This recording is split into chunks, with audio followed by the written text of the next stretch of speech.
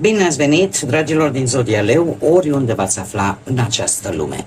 Sunt încântată ca de fiecare dată să fim din nou împreună la o nouă lectură pentru următoarea perioadă a lunii iunie, perioada cuprinsă între 15 până pe 21 iunie. Așa că, dragilor, toți cei care aveți nu doar soarele, ci și luna, Venus sau poate ascendentul în Zodia Leu, această lectură este de asemenea și pentru voi. Ca de fiecare dată, nu uitați, este totuși o lectură general colectivă, așa că vă rog să luați decât ceea ce va rezona cu voi. Desigur, înainte de a începe lectura propriu-zisă pentru voi, dragilor din Zodia Leu, vreau să vă mulțumesc din suflet tuturor celor care deja sunteți aici și care mă susțineți prin fiecare like, fiecare comentariu, fiecare gest de apreciere și fiecare gând bun care vine din partea voastră, așa că mii și mii de mulțumiri tuturor. Iar cei care sunteți noi pe acest canal, vă urez bun venit, iar dacă la finalul acestei lecturi simțiți că ați rezonat sau pur și simplu v-a plăcut, nu uitați să vă abonați, dragilor. Este gratuit și în felul acesta nu veți pierde niciuna dintre lecturile mele. Și acum, haideți să trecem la lectura noastră și să vedem care este energia voastră în această săptămână. Ia să vedem. Energie de pământ. O energie de pământ pe ceva concret. Haideți să vedem și ce anume, ce planetă pune în mișcare această energie. Pentru dragii mei din Leu, săptămâna 15-21 iunie, ce planetă pune în mișcare această energie de pământ? Să vedem. Planeta Venus, care desigur se poate lega și de, avem Taurul, da, care e o zodie de pământ, dar hai să mergem mai departe. Cum se va manifesta această energie? Ia să vedem. Exact, masculin de leu. Dragii mei dragi, această săptămână pentru voi este o energie stabilă, practică, orientată spre muncă, în care pentru voi va conta foarte mult un efort constant, dar și rezultatele pe termen lung. Cine va mișca această energie de pământ? Venus, planeta Venus, care vine prin atracție, prin relații, prin dorința voastră de a fi totul cât mai armonios, cât mai echilibrat și, desigur, veți simți nevoia de a vă conecta, de a avea iubire, de a valoriza lucrurile frumoase și inclusiv pe voi. O atenție mult mai mare la cum sunteți voi din punct de vedere fizic, al aspectului vostru exterior, o atenție mai pronunțată. Cum se manifestă cu o energie masculină de leu? Adică posibil să nu știu, să fiți așa mai, să manifestați o forță de exprimare, dar și o generozitate foarte mare și eu aș spune că e o energie pe cât de puternică, pe atât de caldă, pe atât de protectoare. Posibil în această săptămână să aveți, să apară această dorință de a proteja, de a susține activ ceea ce voi iubiți. Sau să susțineți activ ceva care vă scoate în evidență. Dar, mare atenție, pentru că este totuși o energie masculină, leonină, se merge foarte mult și pe dreptate, pe a face lucrurile cât mai drept. Da? Apare simțul ăsta foarte puternic al justiției. Atunci, mai ales domnii vor resimți foarte bine această energie în această săptămână, mai ales dacă au în viața lor și un personaj feminin iubit, vor simți nevoia să protejeze și mai mult, să-și arate generozitatea, să strălucească efectiv în fața acestei persoane iubite. Pentru doamne, la fel, se activează partea aia masculină din voi și sunteți mult mai protectoare, mult mai... e valabil pentru ambele sexe, da? Ideea asta de a avea grijă de voi, de cum să spun eu, de a avea grijă de, nu doar de aspectul vostru exterior, ci și cum vă prezentați în fața oamenilor, dar desigur, așa cum am mai spus, va conta foarte mult ideea asta de justiție, de dreptate și de a face lucrurile cât mai drept și corect posibil. Haideți să vedem acum și ce ne spune tarotul. Ce vine pentru dragii mei din Leu în săptămâna 15-21 iunie, atât pe plan profesional, financiar sau sentimental.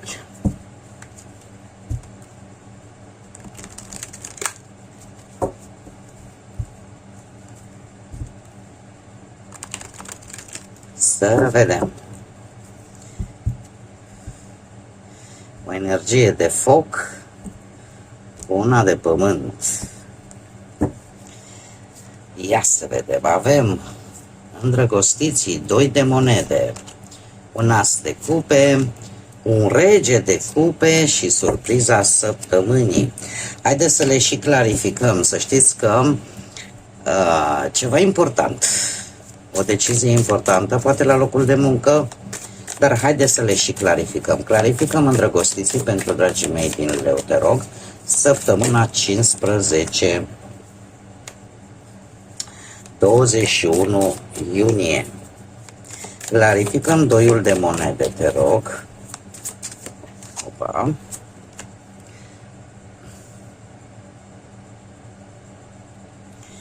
Clarificăm asul de cupe.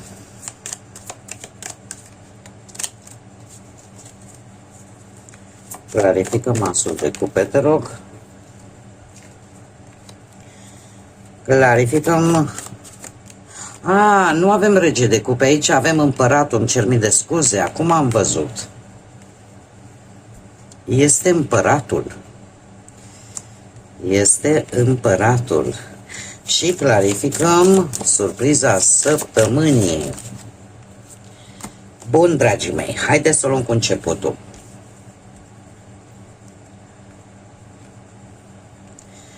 Și avem așa.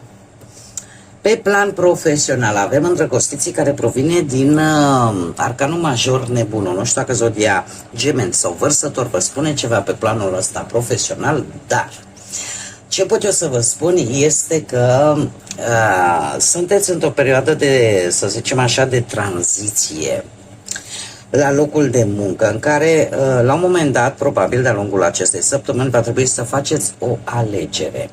Acum, îndrăgostiții pe planul profesional îmi vorbește de colaborări care cumva se potrivesc mult mai bine cu valorile voastre, cu un lucru, probabil cu o echipă care, într-un fel sau altul, e mai compatibilă cu voi sau cu proiecte care vă plac. E posibil ca în această săptămână să alegeți să formați un parteneriat solid printr-o colaborare sau pur și simplu la locul de muncă cu anumiți colegi sau cu alți, nu știu, profesioniști care chiar pot să te sprijine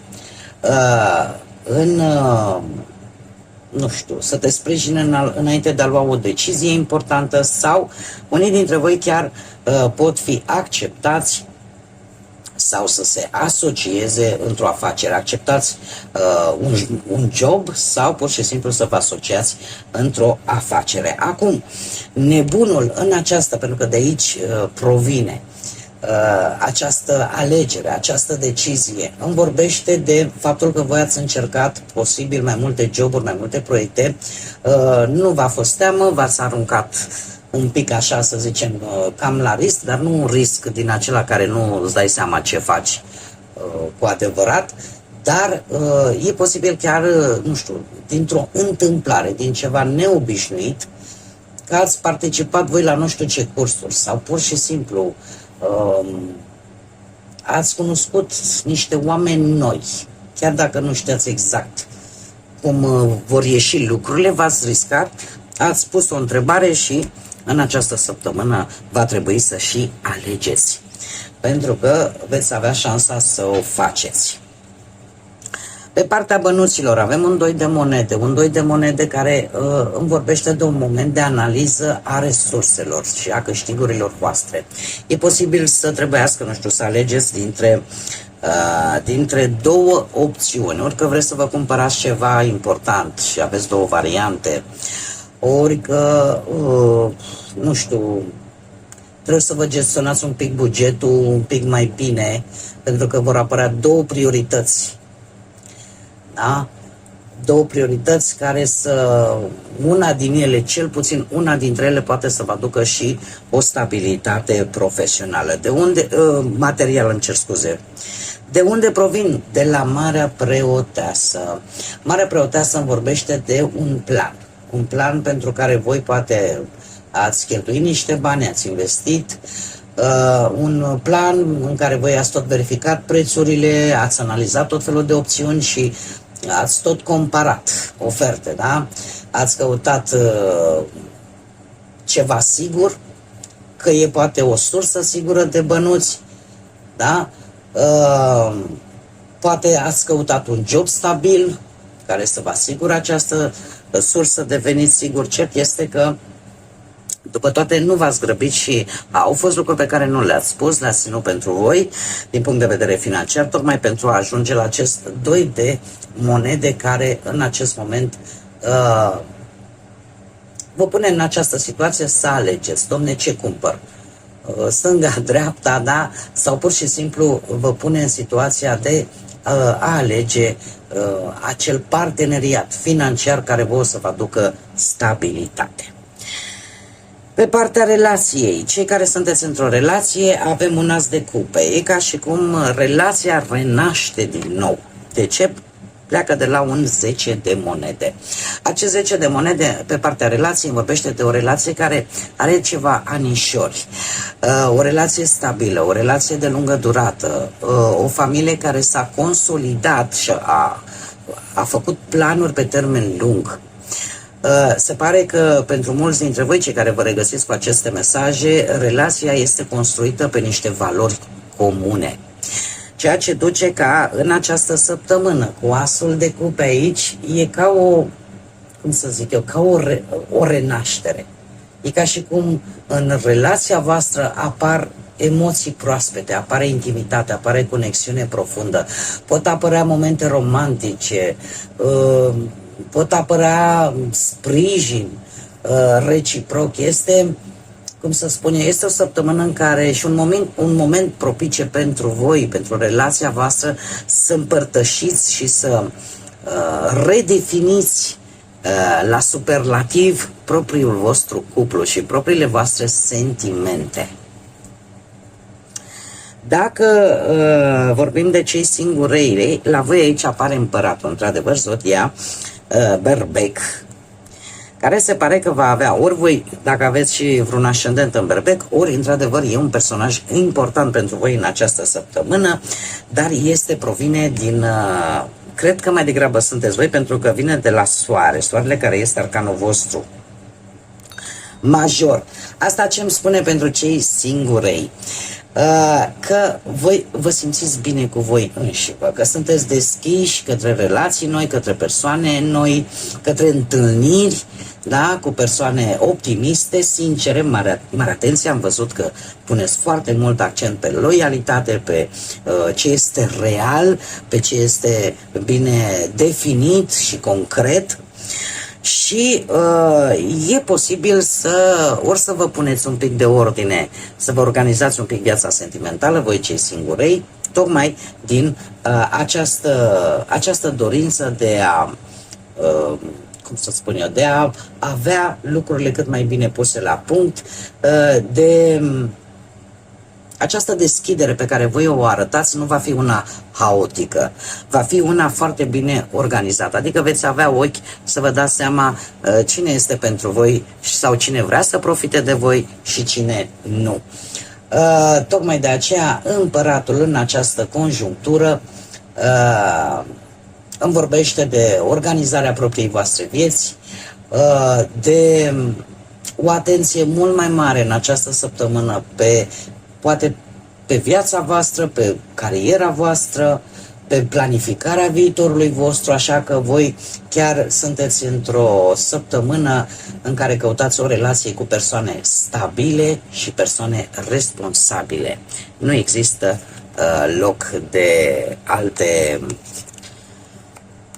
cum să spun, alte încurcături. Sau, dacă nu sunteți voi, Se pare că magnetismul vostru poate să aducă în viața voastră o energie, într-adevăr, poate să fie o energie care poartă o uniformă, care impune un anumit respect, uniforma pe care o poartă, sau pur și simplu este o persoană foarte organizată, foarte autoritară, poate atunci când vrea să-și impună punctul de vedere, dar cred că un lucru important, aș spune, este cineva care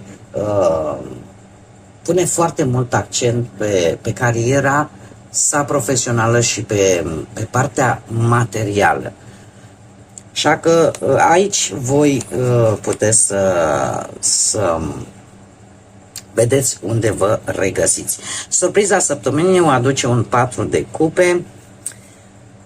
Un 4 de cupe care vorbește de introspecție, de ceva ce veți evalua și reevalua cu atenție.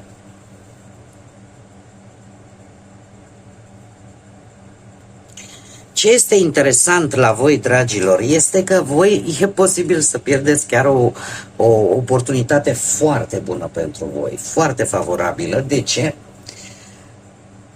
Pentru că avem totuși un 6 de bâte și un as de cupe. Ceva ce voi vă doriți, ceva ce poate să vă aducă succes, ceva ce poate să vă aducă o victorie, o recunoaștere, o realizare, dar care, cumva, prima voastră reacție ar fi de neîncredere sau de indiferență sau pur și simplu de ezitare. E ca și cum mai zice, ceva bun apare, dar nu sub forma la care te-ai fi așteptat tu. Că e o propunere, că e o invitație, că e o veste bună, nu știu, că e o recunoaștere pentru munca pe care voi o faceți, că e o ocazie care vă va aduce satisfacție. Da? Așa că fiți atenți, pentru că surpriza săptămânii e într-adevăr o surpriză și pentru felul în care ea se va prezenta în viața voastră. De ce? Pentru că este ceva pozitiv, este posibil o veste bună, o formă de apreciere, dar apare ori atunci când vă așteptați mai puțin, ori pur și simplu vine dintr-o altă direcție decât v-ați fi așteptat voi. Dar este ceva pozitiv. Așa că eu zic să fiți atenți în această săptămână. Haideți să vedem și care este mesajul îngerilor pentru voi, dragilor din Leu,